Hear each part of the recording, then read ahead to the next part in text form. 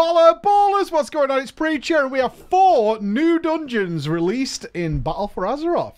2 for the Alliance and 2 for the Horde. These are the dungeons that will culminate your story of the zone. That's why they're distributed towards 2 for the Alliance and 2 for the Horde to finish out their zone quests that are working in Drusvar and Stormsong Valley and so on and so forth. Now, at Mythic level, of course, you'll get access to all of them.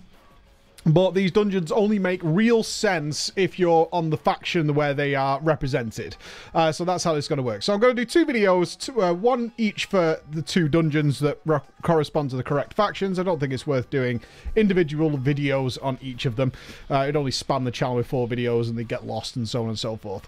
I'm going to start with the weaker one first on the Alliance side then, which would be Shrine of the Storm. When I go into a dungeon to assess it, I did gradings on all the dungeons for Legion. I look at 3 things mainly. One is the aesthetic. How does it feel? Does it feel fun to be in there? You can get away with a lot of shit if the actual immersion and the feel of the place is great. Look at Halls of Valor.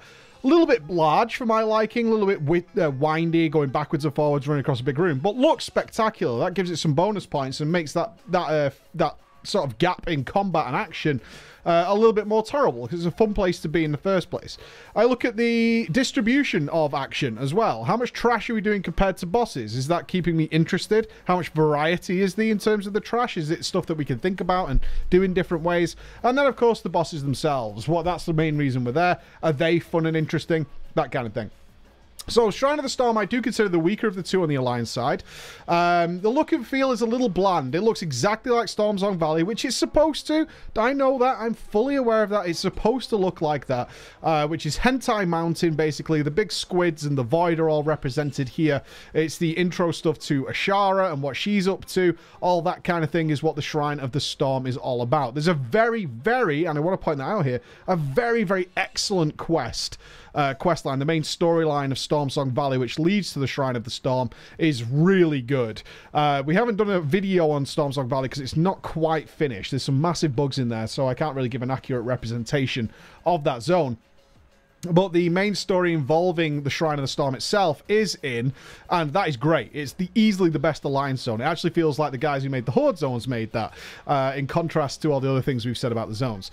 Going in, though, very plain, very bland. Kind of open, very much look like the Eye of Ashara from Legion. Get that kind of feel, but a little less interesting, a little less fleshed out, a little less stuff. It's a lot of stone walkways moving your way down.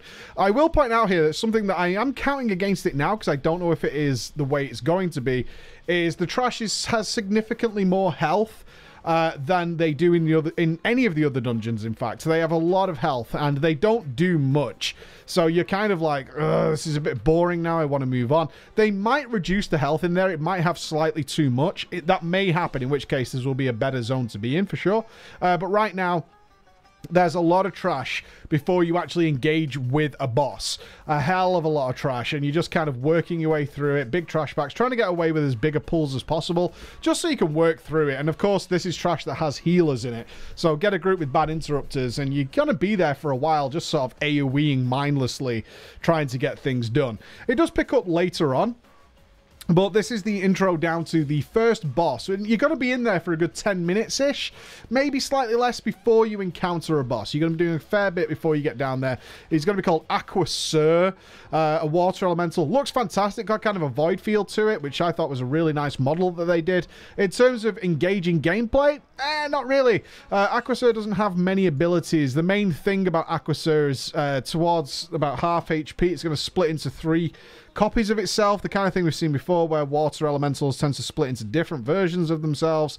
You're going to DPS them down and then it basically comes back with no HP left. Has various debuffs and whatnot to deal with, but nothing that's going to grab you. I will point out once again, just for those of you who haven't watched any of these, that most of the dungeons and bosses are designed with Mythic Plus in mind, which means that a lot of the stuff they do, like this one does Surging Rush and Choking Brine, which can be dispelled, all these kind of things, targeting people. So there's a very obvious mechanic, which is the big one, Undertow, where the boss will face you. The tank can't do anything about it. It's going to face you. And if you're dopey enough to kind of stand in front of a giant water elemental that's clearly casting something and facing you, yeah, then you're going to run into trouble.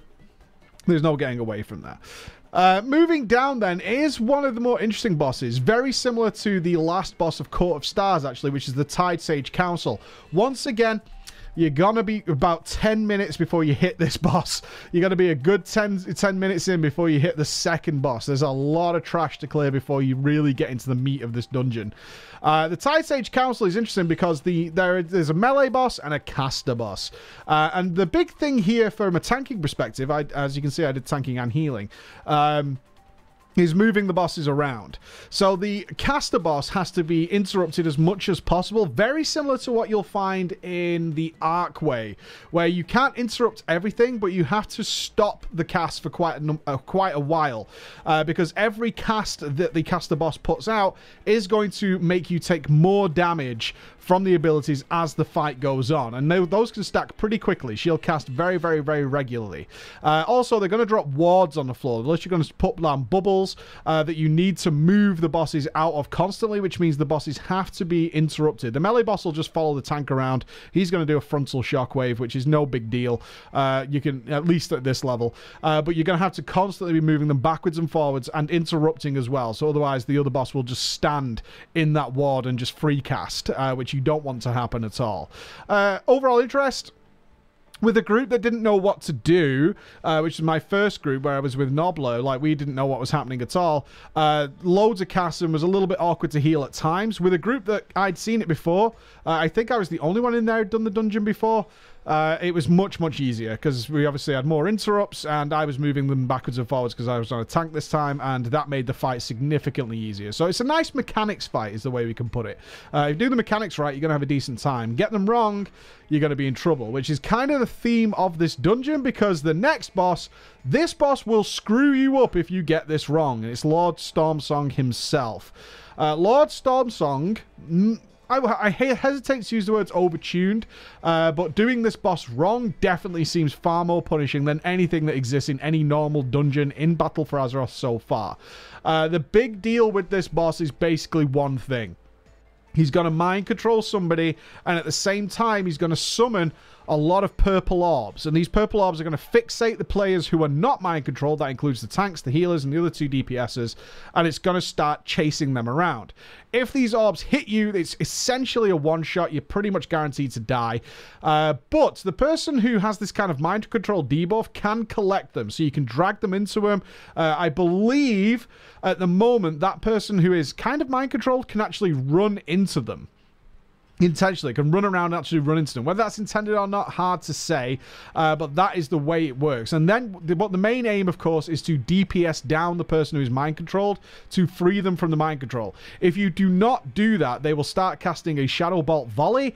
That, just 2 casts of that and your group is gone. It is a wipe. It is game over. So you have 2 extremely deadly mechanics going on here. One being the purple orbs, and should people be like, oh, is it going to hit me? Oh, no.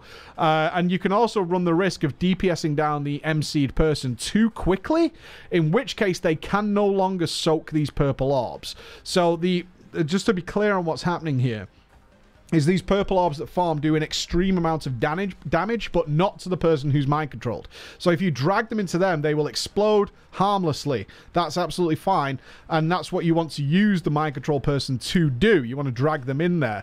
But you can DPS down the mind control person too quickly, in which case they can no longer soak them, and then you're going to be stuck kiting around these orbs for quite some time, and that's a bit of a bummer.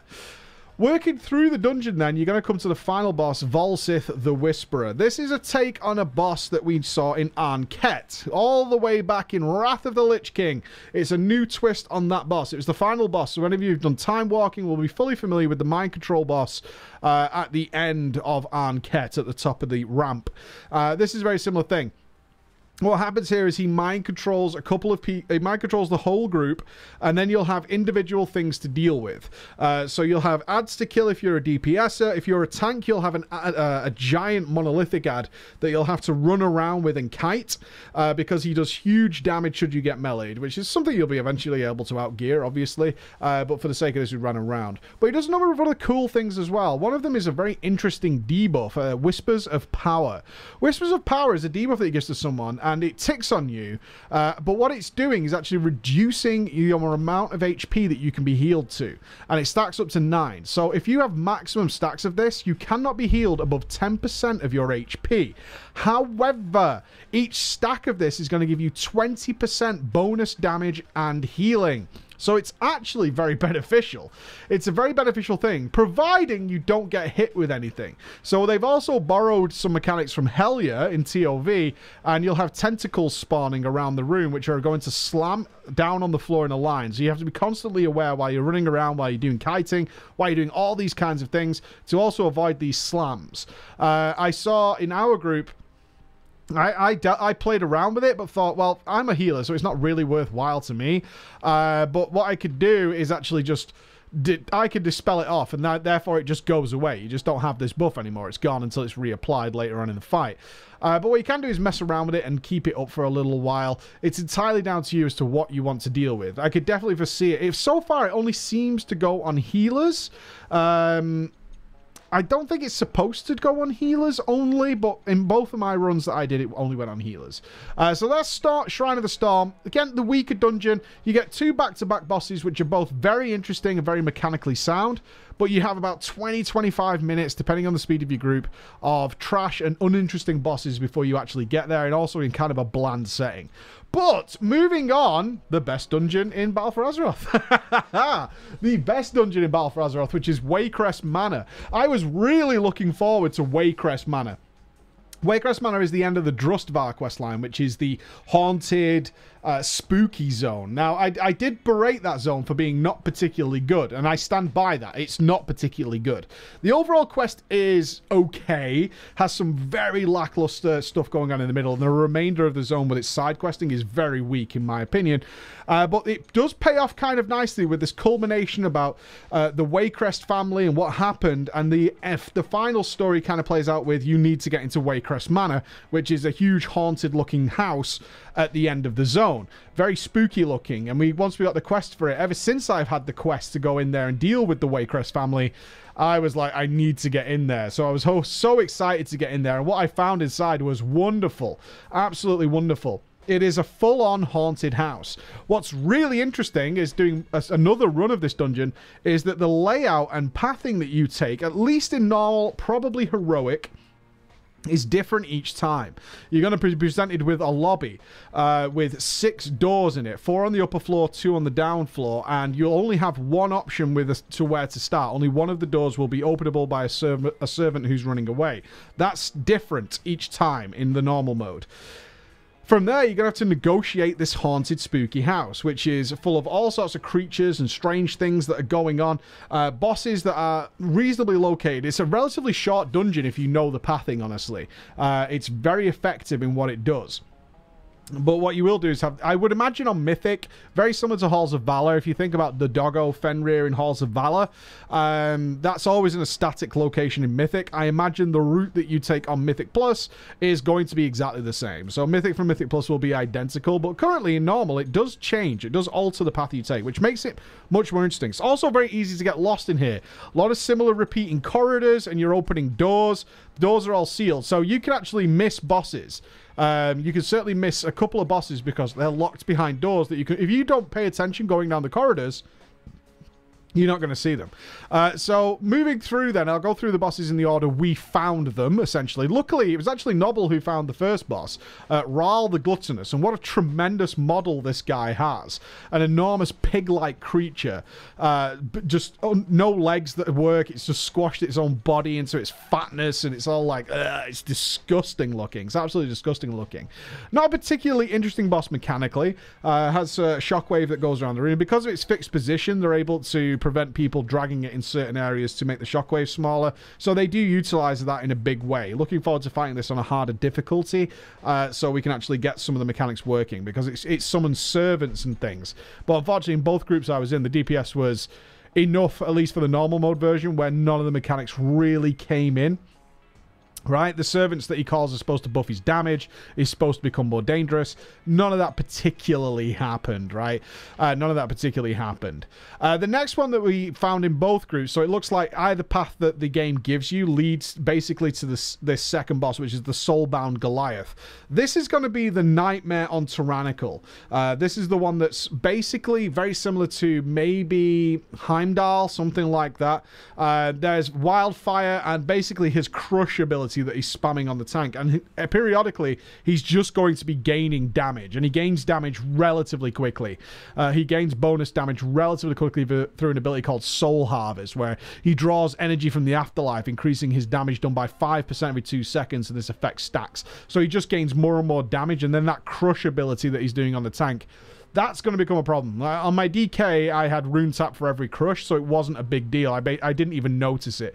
But certainly in Mythic Plus, you can see where this is going to come in. The next boss is really interesting as well. This is the Heartsbane Triad, a trio of witches in a kind of Witcher 3 fashion. I'm sure there's lots of evidence in Drustvar that they've taken influence from The Witcher 3. Which is good. I have no issues with that. The Witcher 3 is one of the best games of all time. So I have no issues with that at all. And you're going to have a very similar thing that we've seen before, which is there are 3 witches. One of the witches is vulnerable. The other 2 take basically no damage. And they're going to shift their abilities and which one's vulnerable as it moves around. They're going to do different abilities of each one. There's a huge amount of abilities. There's like something like 12 in total. AoE damage, things that need interrupting. All this kind of stuff is going to be happening as these witches shift, and as one of them dies, their abilities move around. You get the idea. You've seen this sort of thing before.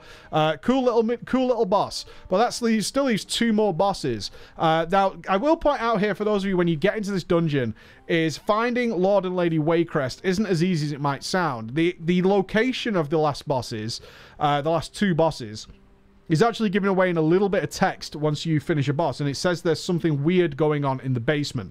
Now, up until this point, all the doors that access the cellar or the basement are locked. And once you have this happen, the doors will be unlocked and you have to find them. They're not in the most obvious of locations. Now, there is a map that is fully functioning in the game, and it does show you arrows that either say up, which means there are stairs leading up, and arrows saying down. So you have to look for the cellar door leading downstairs. I know where one of them is. There is another one on the other side of the mansion. But in both groups we were in, we were wandering around kind of aimlessly trying to find the doors.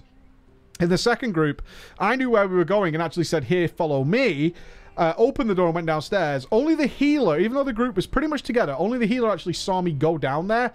The other 3 members of the group ended up circling around the entire manor in order to eventually come down and meet us, and they came through the other side, and we were laughing because me and the healer have been dealing with all the trash in the cellar during this time, and then suddenly the rest of the group turned up like 5 minutes later through a different door, and they were like, oh, we found a different way in. And we were like, oh, okay, moving down. Lord and Lady Waycrest themselves are the second to last boss, indicating that, of course, there is some sort of deal going on elsewhere. Okay-ish boss, kind of. Again, it's one of those that you kind of want to see in Mythic to really get the idea of it. You're going to be dealing with Lord Waycrest, and Lady Waycrest stays across a kind of chasm, and you can't get to her. But essentially, she's just going to be, as you DPS down Lord Waycrest, she's going to sacrifice some of her health and refill his health. Then he's going to gain damage as that happens. So he becomes more deadly as the fight goes on. And when she's nearly dead and can no longer transfer her health over, she will join the fight in order to protect her husband. And that's when you can actually finish them off. But overall, not a particularly difficult boss. A very cramped space to deal with, which was fine. But again, it fitted into this wonderful, gorgeous aesthetic that this dungeon has. I was so impressed with the theme and the feel of the whole place. That leads to the last boss, this Gorak Tool. I can't speak for the lore, really. I mean, I've done the story of Drustvar. I found it was okay. But I agreed with what Novel said, which is like, we were left with a lot of questions after this. It seems like they wrapped it up without really giving any sentiment. Because he's not a particularly difficult boss, and he's supposed to be extremely powerful, and it just doesn't come across that way. Essentially, Gorak Tool will stand there. You'll cast some stuff. He has like 2 abilities. That's it. That's all he does. He casts something at you, and then periodically you will summon an ad that you kill. And that's all the last boss does. So maybe there's some tweaking to be done there. Maybe some extra mechanics or something to fit into the last boss, because everything else does a lot more. every single boss in the dungeon. So it's only the last boss that was a little bit disappointing, unfortunately. But still, easily the best dungeon so far in BFA. The theme, the aesthetic, the trash is varied and interesting. The bosses are varied and interesting. Absolutely superb. Absolutely superb. There you go. Now we'll look at the Horde dungeons, which are, as I remember, the Temple of Sithral. So we've got a Sneck dungeon and the Underrot. The Underrot, which is fun. See you soon.